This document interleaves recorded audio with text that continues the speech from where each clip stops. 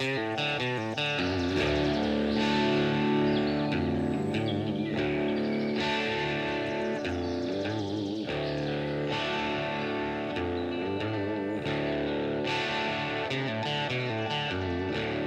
for tuning in. My name's Andre Servin, and you're listening to Off the Roost Podcast, brought to you by Off the Roost Custom Calls, turkey calls for the serious hunter. Join me and my co-host, Paul Murdahl, as we delve into the world of the wild turkey, covering everything from calling tips and tactics and hunting strategies to the latest equipment available, featuring interviews from special guests and custom call giveaways. We'll do our best to keep you up to date on this obsession we call turkey hunting. We appreciate you joining us. Now let's get on with the show.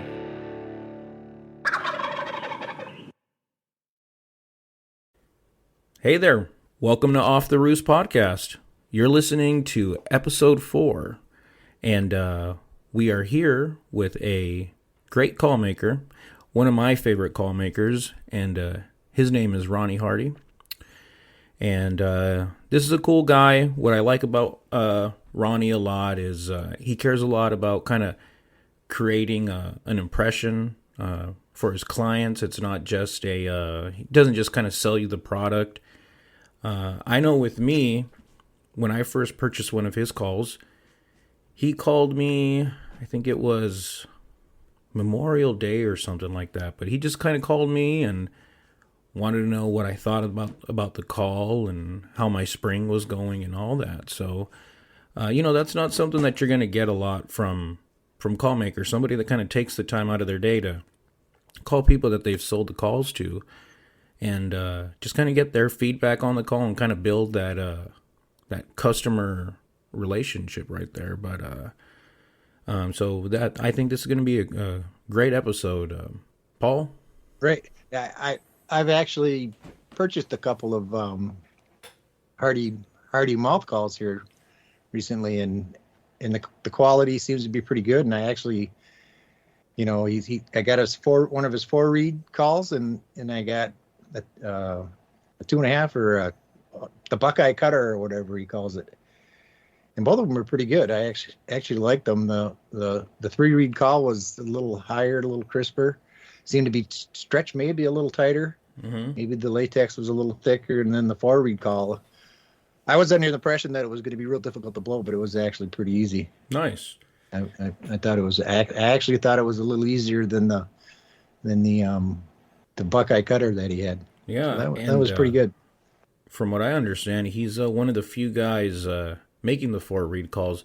Not saying that you can't get a 4-reed call from somebody else, but they just, from what I understand, they just kind of don't make the 4-reeds as much as they used to. From what it sounds like, it may be a special order type deal or something. Yep. And what I like about his calls, too, is they're very consistent, man. They're very consistent. When you go to, one of the big box stores and you're buying mouth calls from there, a lot of these things are being mass produced, but, Ronnie's, I've noticed the consistency is there, and that's important. You don't want something that somebody just kind of slapped together. You want something where, they make sure that everything is how it's supposed to be. And quality stuff, too. Another thing I want to mention is the tape on the mouth calls. It doesn't get all soggy and start to kind of wither away like some mouth calls can, and we actually kind of spoke about that, just making sure to use that quality tape. So with that said, Paul, you ready to dive into it? No, not quite yet. I was just going to talk about a little bit about how easy of a winter we've had so far. It has been a pretty easy winter, and it seems to be timed, pretty good from what I've been hearing across the country this fall. There seems to have been a pretty severe mass failure in a lot of areas. So really, this mild winter so far might be what the doctors has ordered. A lot of the turkeys up to this point haven't had to rely heavily on the high energy food sources that they would have in say like a normal winter that we've had. So It's funny you mentioned that because over here in Minnesota, we're just now kind of barely starting to get some snow. When I would say, on average, there'd probably maybe be a foot of snow on the ground already, and it's right, also hasn't been that cold yet. It's just now starting to get cold. right, winter's coming. Yep, and Right. so I actually drove by a Lake Elmo, that was still wide open here no kidding. as of today. Wow. So that, Yeah. and then I think normally by this time of the year they're driving vehicles on it. Yep. They sure are. I know the lake by me. I think it has frozen over, but nobody wants to walk out there No, yet. no, no. Yeah. I mean they're not even barely going out up north. I think they're walking out up north where normally they're dragging their fish houses and stuff out and got their shacks set up by this time Oh, normally. yeah, So for sure. so hopefully that bodes well for the turkeys. I know, Mm-hmm. for the last few years we've been having pretty severe winters up here. The last couple have just been deep, deep snow, but about 5, 6 years ago, I think we had some pretty good snow and some really super cold temperatures. I think one stretch we had in February, it was like the whole month of February was below zero, Yeah.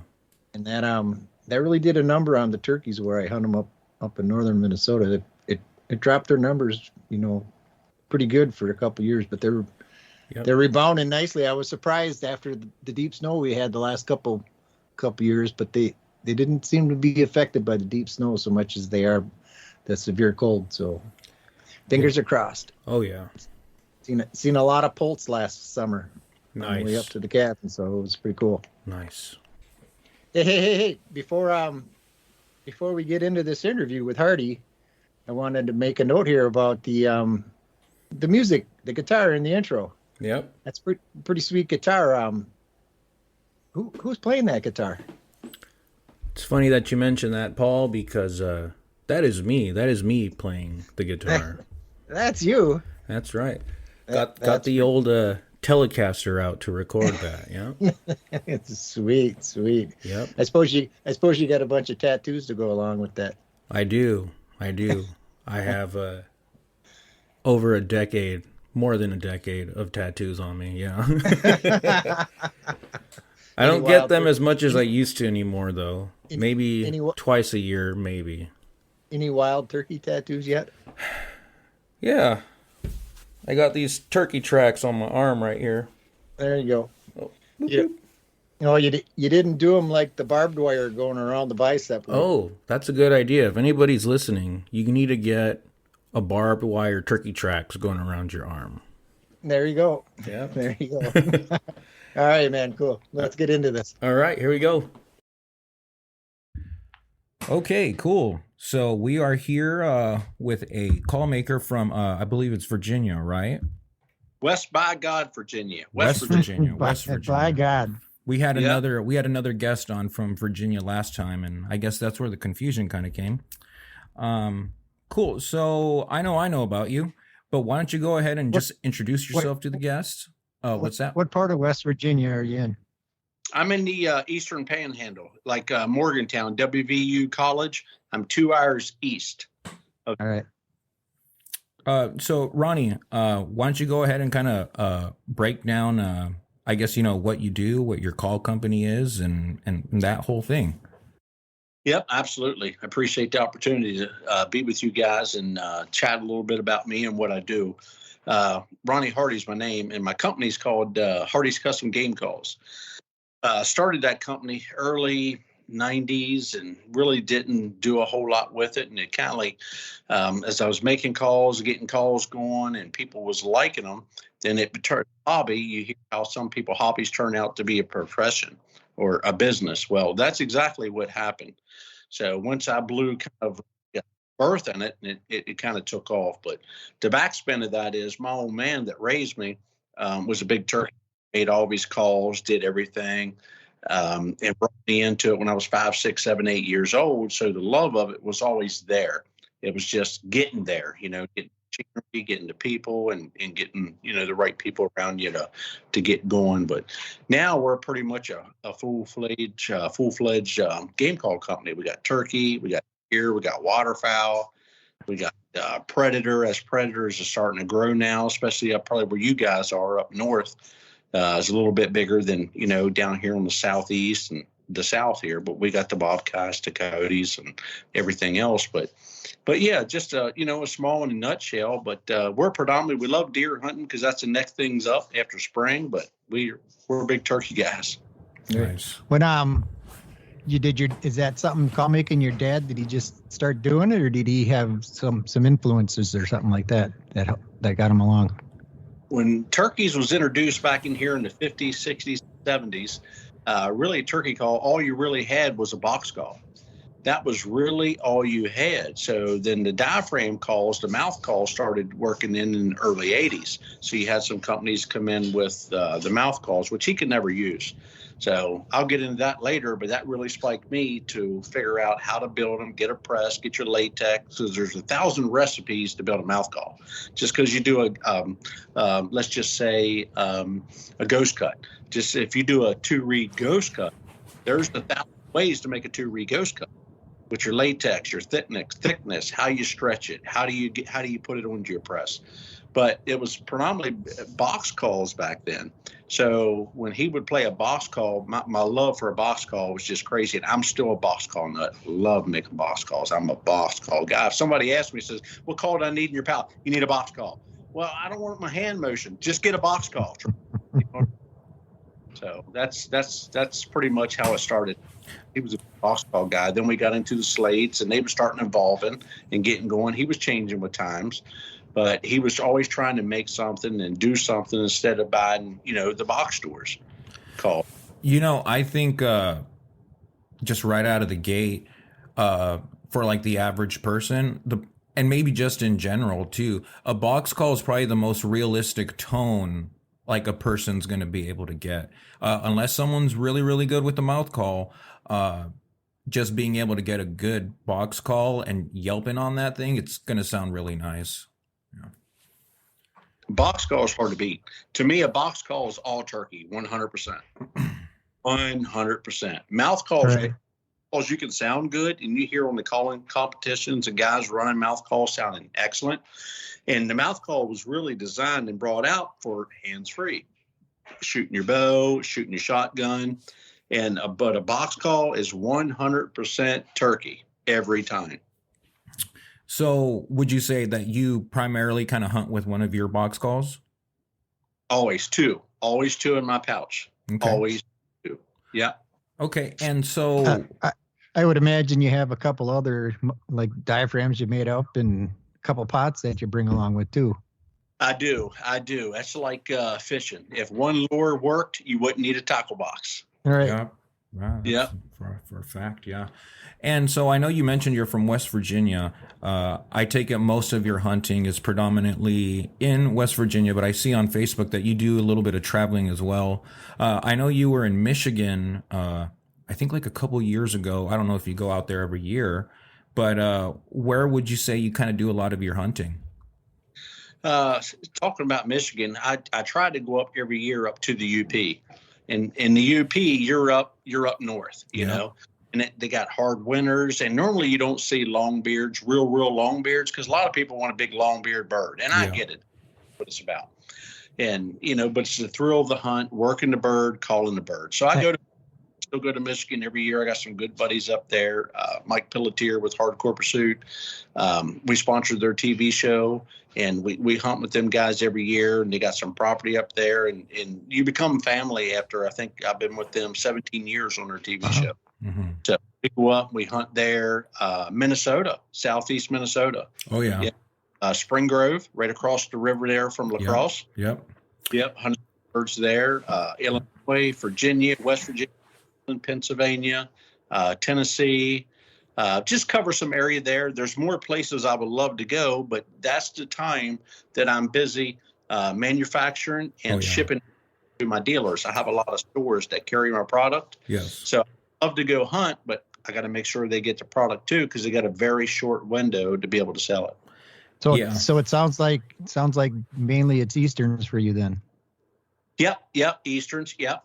I've been to Kansas, been to Texas, but I don't get to go there every year. So I didn't mention them. Not that I'm abandoning them, but I didn't get to mention them because I'm kind of glued back at the shop, making sure everything's taken care of. Yeah.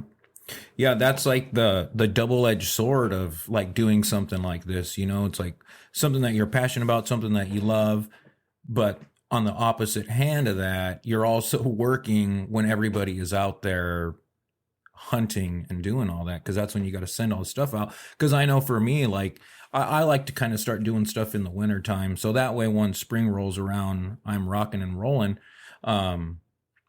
Which I actually, in my little arsenal, I use, it's the black and yellow Batwing. What is that? The Blitz? Exotic 10. Yes, sir. Yes. And then, and then I used the yellow and the green one. Which one's that? The Green Bay? Green Bay Cutter. Green Bay Cutter. I used that one. And then I have the split personality. The I think it's glass and then slate, right? Yep. Double. Oh. Yep. And I know when I've spoke to you before, I know you were talking about earlier about sending your stuff out to stores and stuff like that. One thing that you were telling me that kind of helps, because I love the quality of your products. They're, even with mouth calls, some guys get a little bit lazy with them, and some of the companies where they get sent out to the big stores, I noticed that the quality kind of goes down, but your quality is very consistent. And that's one thing that I look for. And I know you've mentioned it to me before, that the reason that you're able to kind of to do that is because you're not making these ginormous orders that are going out to, like the Cabela's, the Bass Pros, all that places. And you're kind of focusing a little bit more on kind of like the mom and pop shop stores, which is where I found one of your calls was in it was a Cabin Fever here in Minnesota. And so if somebody wants to purchase one of your calls, it's either going to be at one of the little stores, right? One of the local sporting goods stores, or on your website, correct? It is. Yep. Mm-hmm. Absolutely. It is. We're building our dealer network. I mean, Mm-hmm. obviously, customgamecalls.com and, Yes. direct for me. And as I'm growing my dealer network, like where I'm West Virginia, Minnesota, that's a long ways away. Absolutely. And in Beaver, I never walked into their store. I've never met them. They wouldn't know me if I walked in their door, and I wouldn't know them if they didn't walk into my shop. But they were customers like you went in one time and said, "Hey, you need to bring Hardy's Custom Game Calls in here. They got some good stuff." Then I can't remember if they told me to call them or they called me. Then we started a relationship, and here we are 6 years in. The buyer calls me, or I call the buyer. He's like, Hardy, yep, I'm glad you got it. Just send me what you sent me last year, and let's go with it.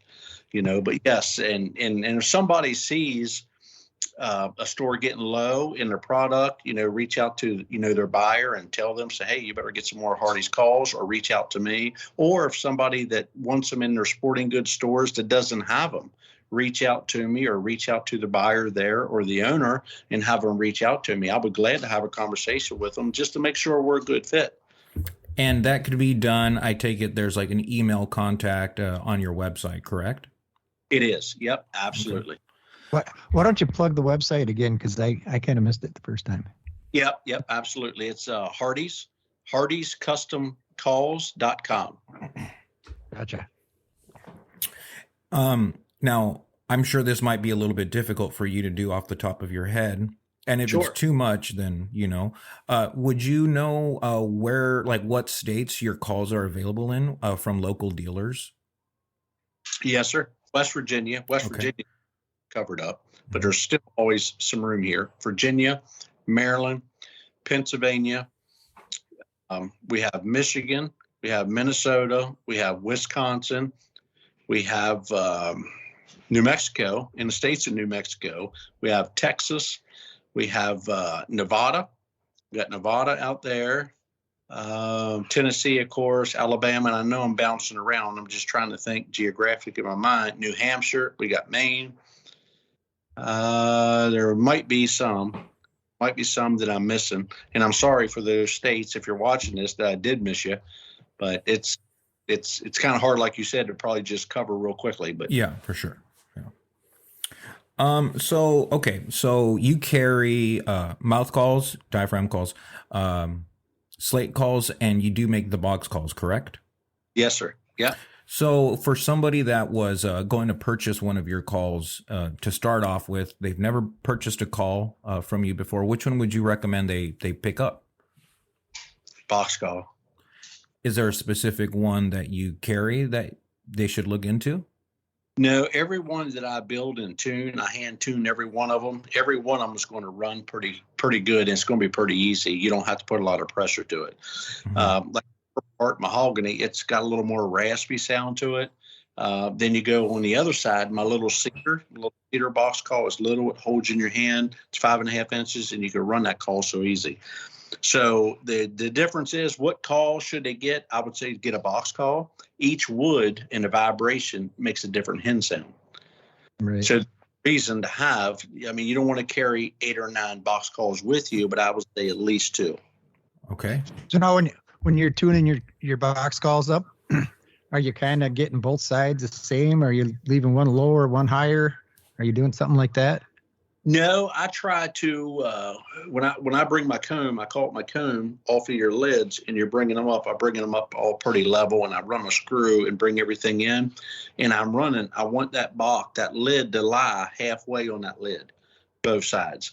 Now, on one side, normally your left side, the way I build my stuff, is going to be a little more higher than on the right side. And it used to be, a lot of the manufacturers years ago, you'd have a left side had a gobbler, and the right side you'd have it, but that left side you can still do a hen also as well. But no, I always try to keep a little higher on the left and a little bit older, a little more raspier on the right. So that left side, you kind of get that where you can break in that key, break into the key and go into the yelp, and the right side is a little more older hen. Yeah, I like that, man. That's like you were saying, it's almost like you're combining the 2 different calls with one right there. So you don't have to carry, well, like you were saying, at least 2. Right. But for a guy that's got something like that, where you have 2 of those, now you got 4 calls, if you want to go with the higher pitch side or the, I know I've read that some of the older calls, like you mentioned before, there was like the hen side and then the gobbler side. Right. I guess that was something that was, that's being done. That's me. That'd be my Lynch's world champion. And up till I started making them here, that's the only box call I had, and I kind of inherited it from my granddad. Right. And somebody got a hold of it and messed it all up. They looks like they took a nail to the soundboard to try to scratch it up, and one of the soundboards is kind of chipped and not running. They might even have tried some sandpaper on it, but and that would be the gobbler side. Doesn't sound very good. So I really didn't ever get into using it. So I really was never into box calls so much until I started actually making them. Yeah, and a lot of people misuse or not even think about a box call, but you're exactly right. And when you're talking about Lynch was a company that was a pioneer in the industry back in the 60s, Alabama boy. That's what started. That's what normally everybody had that was a turkey hunter was a box call. And you had to know how to use that box call, put it down when that bird was coming. And back in them days, you were shooting 2 3/4 inch high brass squirrel loads. You didn't have 3. You didn't have 3.5. You didn't have TSS. So the objective then was call that bird 20, 25 yards from you with a box call that you're moving. No mouth call, right. So that's kind of how I cut my teeth with my old man. As like your old man had that box call, and I'm sure that fella's killed a lot of birds with it. I wouldn't want to skin probably all them turkeys that man killed with that box call. From what I understand, the stories is Gramps. It was more they went and had a good time, and turkey hunting was just a side thought. I hear you.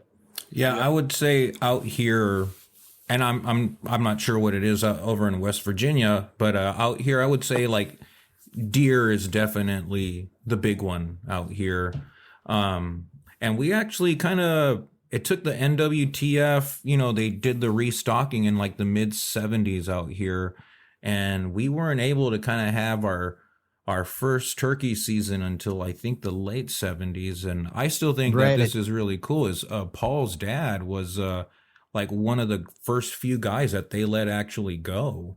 It was lottery, and his dad actually went out there, and I thought that was cool. That's a cool little fact.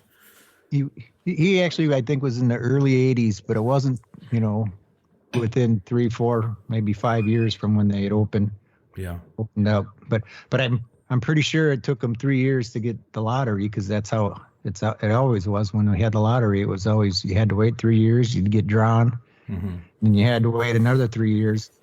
So it was kind of a drag. Yep. That's what got me going to Georgia for extended stays in the spring. I'd go for 2-3 weeks at a time and just hang out at one of the state parks down there and cut my teeth on turkey hunting, trying to figure it out. Yeah, absolutely. That's tough. The old pioneers is hard to beat. Oh yeah. So what was the first call you ever made? First one I ever did was a box call, sixth grade in shop class. We were supposed to make a bird box. That's awesome. Yep. Made a bird box, and I'm trying to figure out how to do a box call because they had the machinery there that I didn't have back home and the old man didn't have. Yeah. Make a box call. I'll make this quick. So I was trying to make a box call. I got the box call now. Everything looked good. Teacher comes over to me. The shop teacher said, my last name's Hardy, of course. He said, Hardy, how's that birdhouse going? I said, what birdhouse? He says, what are you doing making a box call? What are you doing?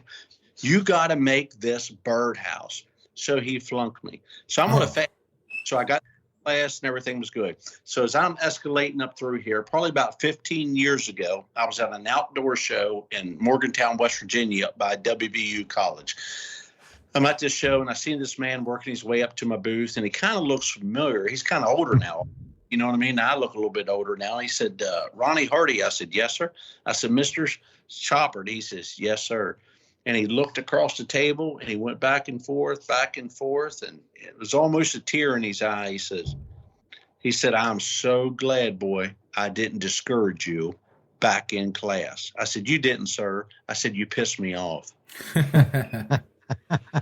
Yeah. A little motivation.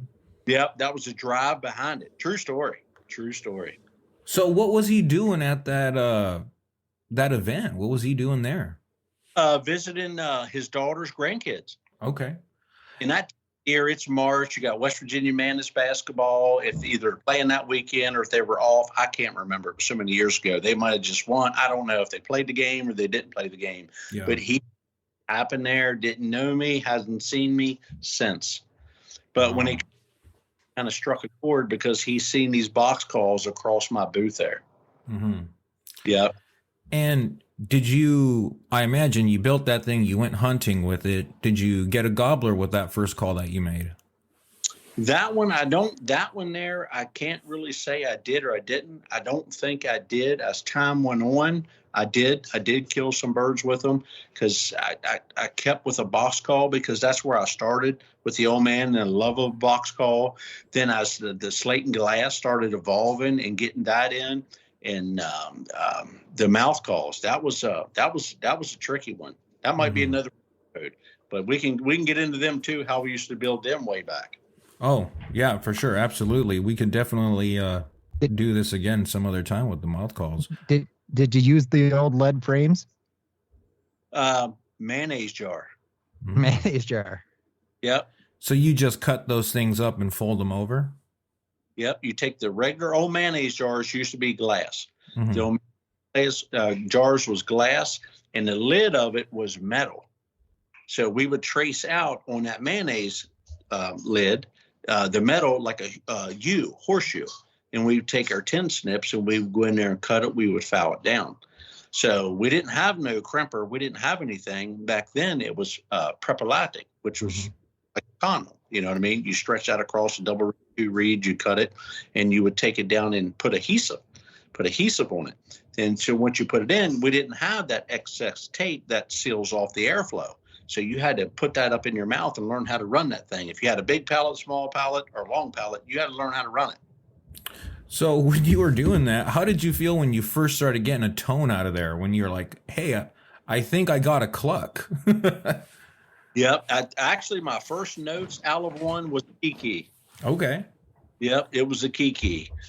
So There I are started playing with it, and started getting it down, and started experimenting with it, and started getting it going. Then as time went on, like Paul said, the lead frame. Then you had lead. Then there was some other availability to be able to get in there. Mm-hmm. And so, how long have you been doing the mouth calls? Because it sounds like you started off with box calls, Yep. and then you eventually transitioned over to mouth calls. Which I'm going to have to scoop up one of your box calls because I have diaphragms and a pot call, but I don't have any of the box calls. But I'm very impressed with the mouth calls, so I imagine that the box calls are pretty good too. But so, how long have you been doing the mouth calls? Mouth calls, started them back in '09 commercially. Okay. Yep. So 09. that's about 14 years, I think. Yeah. But you Yep. were doing that before. It sounds like when in the early days of figuring this thing out, you were doing it, but you didn't start actually, we're going to start selling these things until '09, correct? Yep, that is correct. Because Okay. people like what they're really good at. And the Mhm. box calls I was honing on, just getting them down. And I was only like 2 or 3 different woods and different wood styles and different design. I just want to get it right, get it right, get it right, get it right, get it right. And it was firing. It was right. And it was getting right. You know what I mean? But when you're getting right, in the back of your mind, you think, well, I got to change something. Maybe I need to change something. It's getting old. People's used to this. Maybe they don't want this design anymore. And I think that's what happens with a lot of companies and, and a lot of manufacturers because they think, well, I got to change this. I got to change that. I got to keep going, evolving. You know what I mean? Not really. I really don't think you do. That's why you don't see a lot of model changes in my line. It works. I Yeah. mean, it works. It's dead's dead when you're calling a bird. What more do you want? You know what I mean? don't fix it if it ain't broken. That's it. Thank you, brother. That is it. And that just kept going in my mind. You know what I mean? I'm thinking, I'm not going to change a lot, you know? So with that, then I guess you kind of, at least at this point, you don't really experiment with other different types of woods, right? You found what you like, and that's what you use to make your calls.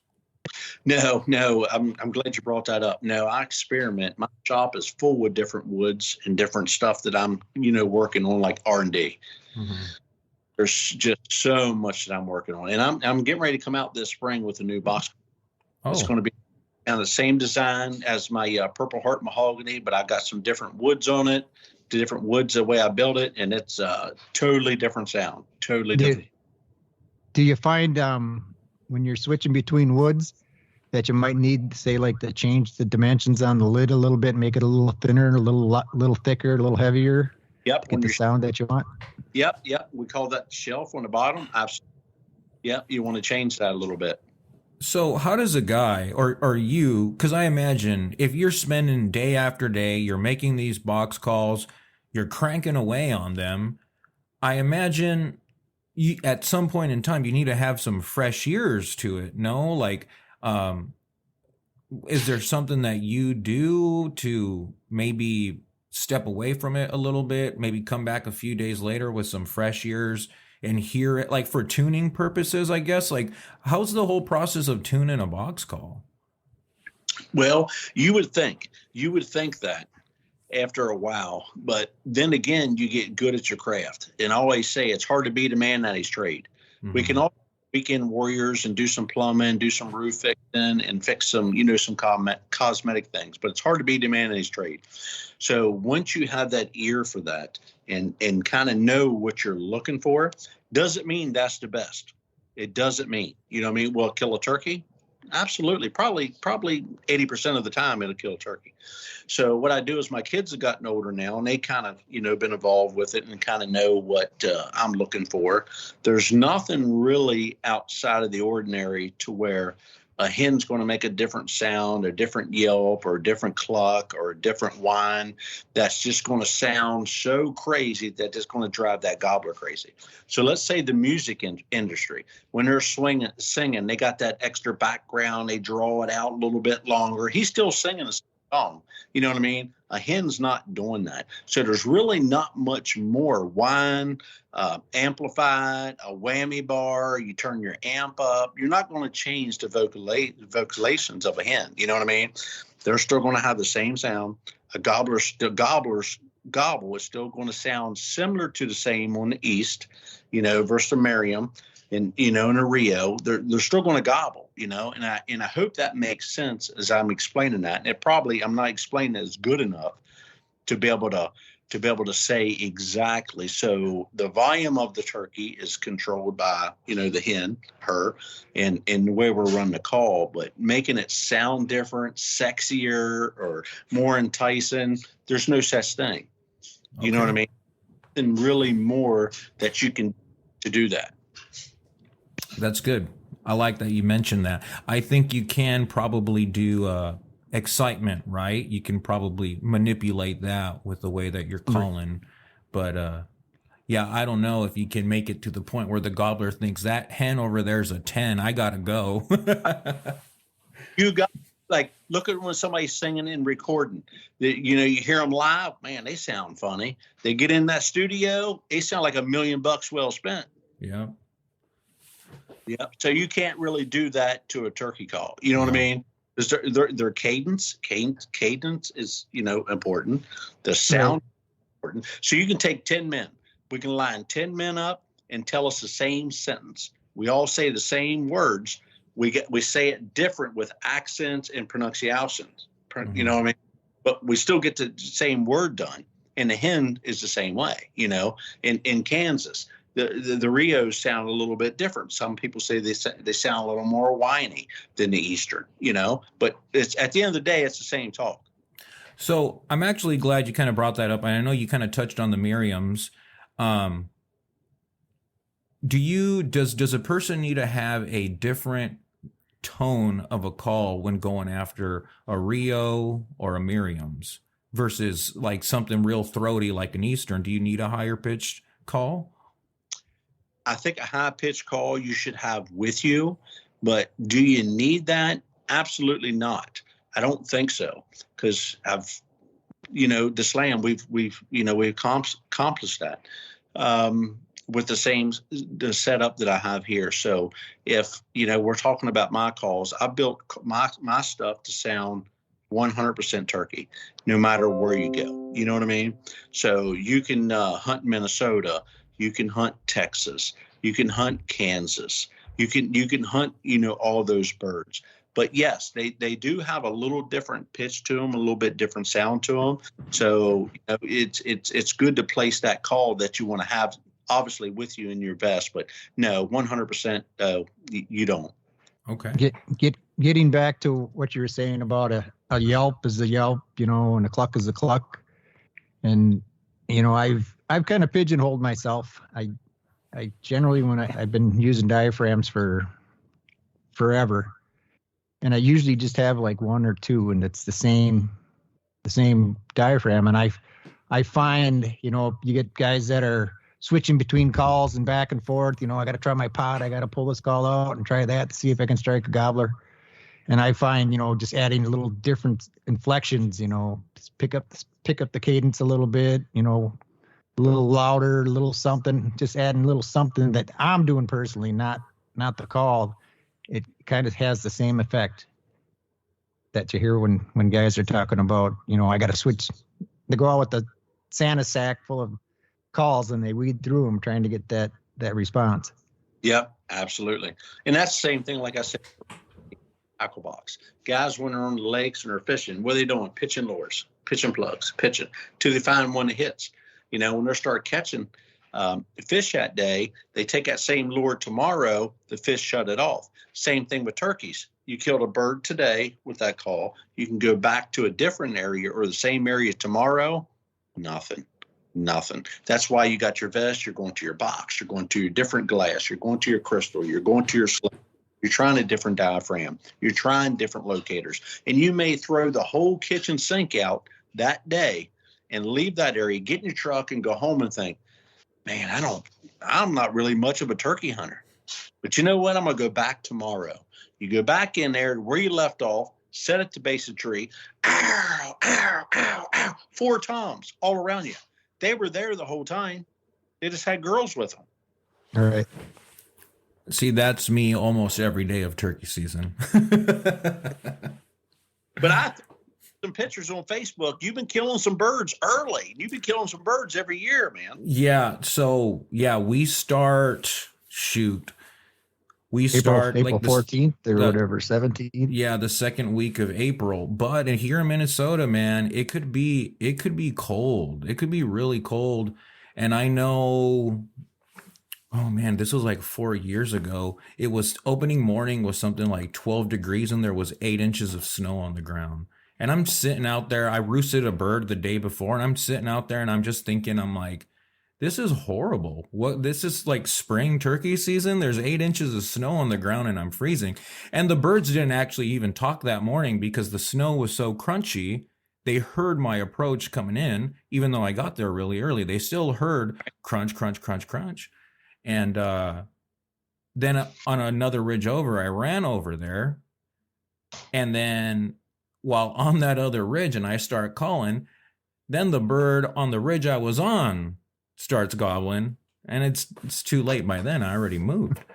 But so I kind of want to touch a little bit more on your mouth calls. So for how many different models do you carry? Do you know? Is it something like 14 or something? I think, right? Yep. 14. I'm getting ready to do 14. Okay. Different reed and different cut. If you had to take one to the woods tomorrow, which one would you grab? 3 reed. I'm a 3 reed nut. Love a 3 reed. 3 reed. Any particular cut? Yep. V cut, crow's cut, fallen hoof cut, whatever you want to call it. It's got that rasp. You can just run it, and I run raspy wherever I go. I just love it. Yeah, Paul's a V cut guy too. Yep, and a lot of it, guys, with a turkey diaphragm call is what the person likes. Because normally when you buy one, you're like, man, this is it. And we always run and take one to the woods that we like. Not necessarily the gobbers like, but we always get one we like. Mm-hmm. So of the different mouth calls, well, actually, really quick, what's your opinion on like the 2.5s, or like a 4 reed call? Yep. Love 2.5. I built a ghost cut 2.5. It's called Windjammer. It's got that high pitch. You need a key. You can elk bugle with it. And then you can drop it off into a rasp. It's perfect. 4 reed. And I'm glad you brought that up. A lot of the old manufacturers back in the day was Paul Butsky, Baker Boy, Lomans that built a 4 reed. And I was always said I was a kind of a windy guy. And you need the biggest reed buoy that you can get, which I can blow pretty much, the big reeds. And back then, I cut my teeth on, on a 3 and a 4 reed, and I like 4 reed. And as time went on, a lot of the manufacturers and your big names just dropped off of the 4 reed. The reason why, because it's a lot of rubber. It's a lot of rubber in your mouth, and I think they were afraid that a lot of people can't blow them. But to me, that 3, 3.5, 4 reed is like the box call is 100% turkey. That's why I built a 4 reed, and it's called Cutter Magnum. And it's easy to blow the way I stack it in the latex that it runs, but it sounds turkey. So when you say the older companies, they stopped making the 3 and 4 reed or the 4 reeds because you said it was an airflow issue. You think it's the guys aren't using their diaphragm enough to get I guess it wouldn't be the volume of air, but the force of the air across the call. Yeah, I would say that has something to do with it, because you got a lot of the older gentlemen, the old windier guys, you know what I mean? That's probably has passed on by now. And the 4 reed, it's a lot of rubber. It's a lot of rubber in your mouth, as we use that terminology, because you got a lot of latex in there. So, in up and coming people just started getting in turkey hunting that couldn't blow a 4 reed. So they were scared to put a 4 reed pack in your Kmart, your Menards, or your Zayres, or not just picking on any kind of retailer, big box store, but just those stores that would have that. So that Zayres. Yeah, I haven't heard Zayres in forever. I'm kind of Zaire, Shopper City. Yeah, I'm kind of dating my age, but I really don't want to date myself. But Sorry for interrupting you. that's all right. But when you have them in there, they just hung there because people would get them and say, boy, their calls are not that good because they bought one. Well, they bought the wrong one, you know? So a lot of the manufacturers back then, I think, got a little gun shy and a little bit with them. So what I did is I started stacking them, started building them, and putting my cuts in them. And I would take them to outdoor shows and I would run them. I would play them. I'll play them there. And guys are listening to it. Just like, man, you like that? I said, yep. Here, try one. So he'd get one out of the pack and he'd run. It's like, oh my goodness, that is turkey. That is 100% turkey. I haven't heard that for years. Nobody makes them no more. Then after you start doing that at outdoor shows, then it becomes a wildfire. Then it starts spreading. Then now I can come out with them on my website. Then I can bring them out to my dealers. Then when people see, Cutter Magnum is what I call mine, Cutter Magnum 4 reed, and you have them guys buy them and works good. But guys, let me tell you, I don't stop there. I build 6 reeds for guys. There's guys want 6 reeds. That's pretty intense because I've actually never even heard of 6 reed. Absolutely. Yeah, I'll build pretty much any kind of diaphragm anybody wants, but 6 reeds. I can run them, but you almost need an air compressor to run them. Now these boys are 6'6", 400 pounds. They're windy boys, but they can run them. Yeah, for sure. And so the 2.5, are those just easier to use, or do you get a different tone with them, or what's the difference from there with the? I would say 3 is standard, correct? Yep. 3's pretty standard now. A 2 reed is good. It's easier to blow because when somebody buys one off the shelf, they want to be able to get the sound out of it. 2 reed's good. 2.5, you can kind of get that mid-range rasp in it, which is good. But 3 reeds is pretty standard. I make 2 different doubles. I make a young hen and I make a raspy hen. Mm. So if somebody was going to, let's say somebody's been using box calls or slate calls, and they wanted to get into mouth calls. Which of your mouth calls would you recommend they look into? Yeah, if they never run a mouth call before, I would start with young hen, raspy hen, windjammer, and cackle master. So you got a double reed. I put 2 slits on the side. The windjammer 2.5. I put a ghost cut in it. Then the cackle master is a 3 reed. I put a half moon cut right on the edge of the latex. So once you get running them, and I tell people when they come to my booth when we do outdoor shows, you got elementary, middle school, and high school. So you got your doubles, 3s, 3.5, and 4s as high school. You don't just skip 3rd grade and go to high school. Once you master these, then you could run any call that's ever made. That's great. Your 2.5 or your 2.5, you say you just notch the corner out. Would that be something similar to like the cut in 2.5 that HS strut would make? Yes, sir. Yep. Different latex, but yes. All right. That would have been my first go-to back in the day. Would have been the cut in 2.5. Yeah, 2.5 is important to have. So I know you make the pot calls too. Do you mind kind of talking a little bit about your pot calls? No, absolutely. I make glass. I make split personality as glass. It's double-sided. You got slate on the back. I make a crystal hen. It's just straight crystal, and I put that into a Osage pot. And I make a lunum called Fatal Attraction. I put that in a sycamore pot. Guilty Pleasure is a crystal on one side. You flip it over on the back side, you got aluminum. I'm coming out with a new one this year. It's going to be called Misunderstood. It's going to be in a laminate pot. It hasn't hit the market yet. It's not on my website. It's a black walnut with Osage orange, and it's going to be black iodized aluminum. Just has a good raspy, deep, throaty sound of an old hen. Yeah, that sounds good just hearing about it. Oh, it's nasty. It's good. Mm-hmm. It is definitely good. And the wood that you put into these pots, you don't just say, I'm going to put this playing surface in, I'm going to put this soundboard, I'm going to put this wood. And I spend 2 to 3, 4 years taking these out in the field, and I run them, and I got some other guys run them to see, the acoustic sound of them, what they sound like. So when I say you don't just put them in a different pot or you just pick the wood to put them in, that's like acoustic guitars. They use certain woods for it because when you're hitting the strings, you get that different echo, different sound out of it. And it's the same thing with a pot call. It's acoustic. And I tell people, when you got a good turkey call that is hand built and manufactured custom, it's no different than an instrument. The more you play it, the better you get.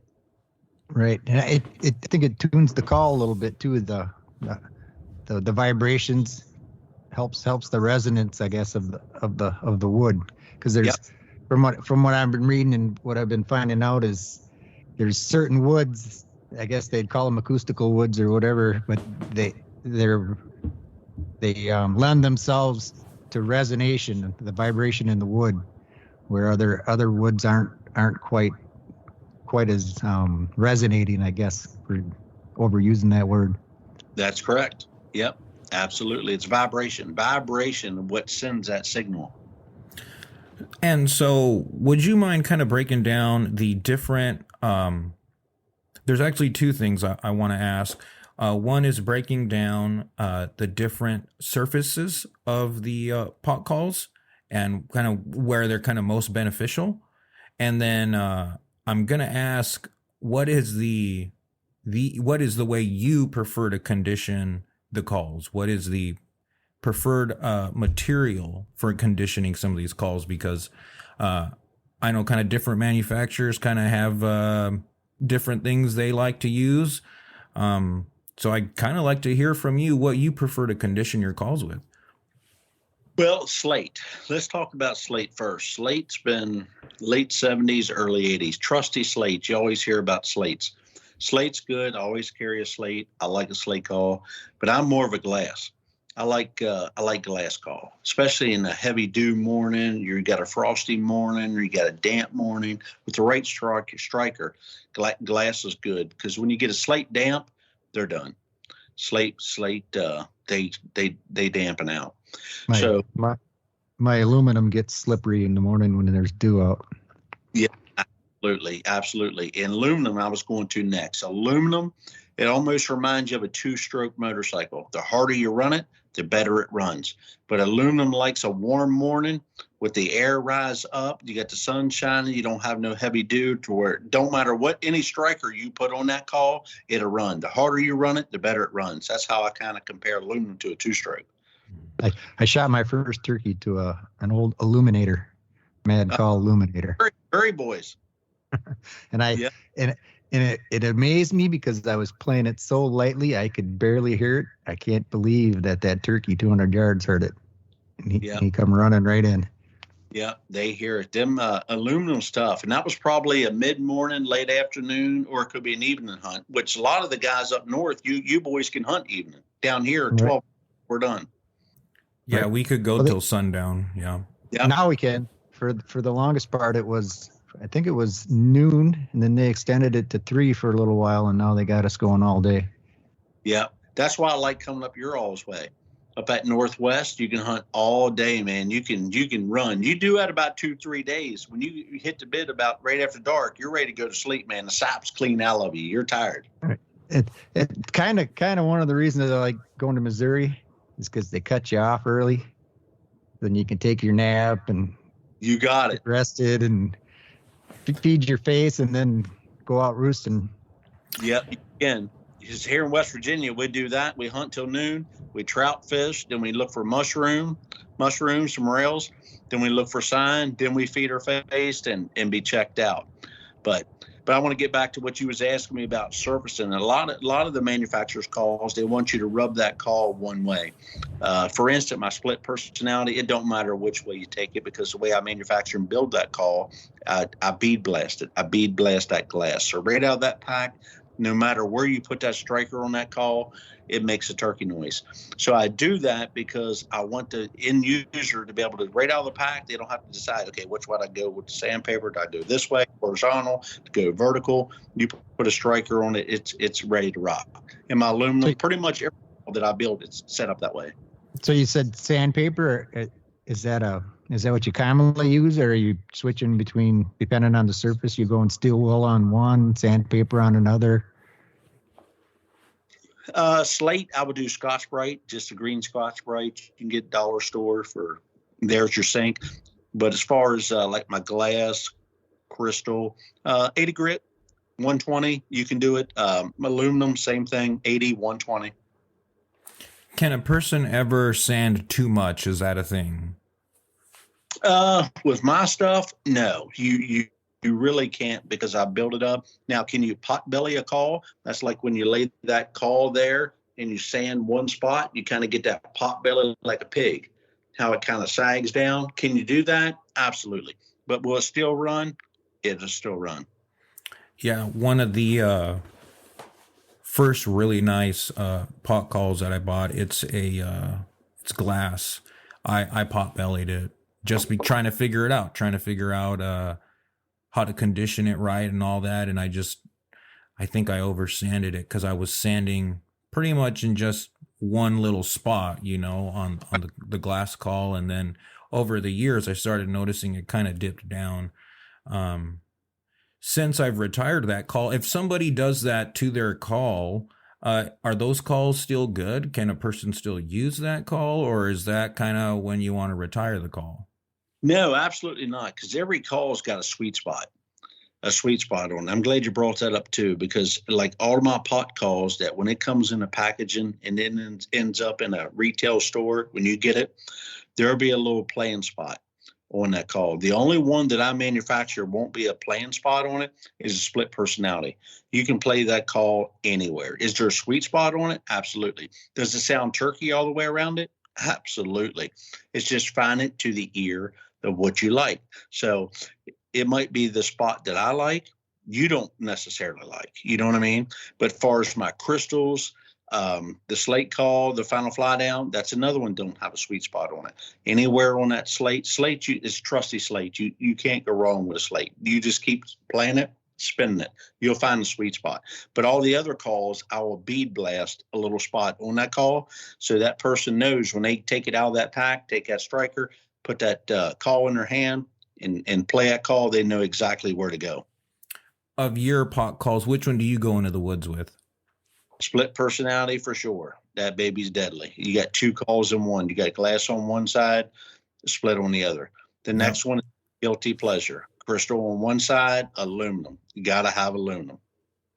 Yeah, I imagine, which is why I bought split personality. That slate, good for the morning, good for the tree talk. And then later on into the mid-morning, you can switch on over and use the other side and really get loud with it if you need to, or get more versatile with it. If you were going to recommend one of your pot calls, which one would you recommend a person look into? Split personality. Okay, cool. Yeah. We're going with the split personality. That's the one I got, so I'm cool with that. I've known some women like that. It is. Oh, that's a good one. And it's funny you guys said that, but every call that I have, if you go in and look at the names of them, there's a reason behind every one that I manufacture. That's even better. Yep, there's a reason. So I guess from the calls that you've used, and it sounds like you guys field test your calls for a few years, which I think that's very impressive. Most call companies, I imagine, they're just trying to get that product out there, get it on the shelf, and make some money. So the fact that you guys take a few years, a few seasons to really dial things in, have different guys try them out, so that way you're putting out a product that you have confidence in. Of your calls, which of your calls do you think is just like dynamite? Like, this is the call, like that bird that doesn't want to talk or whatever, which is the call in your lineup that this is the call you're going to use to get after that bird? Okay, the best call is to have is split personality. That's a glass and a slate double side. Second one would be my Purple Heart mahogany box call. You got to have that one with you. And I'm going to say Mountain Mama.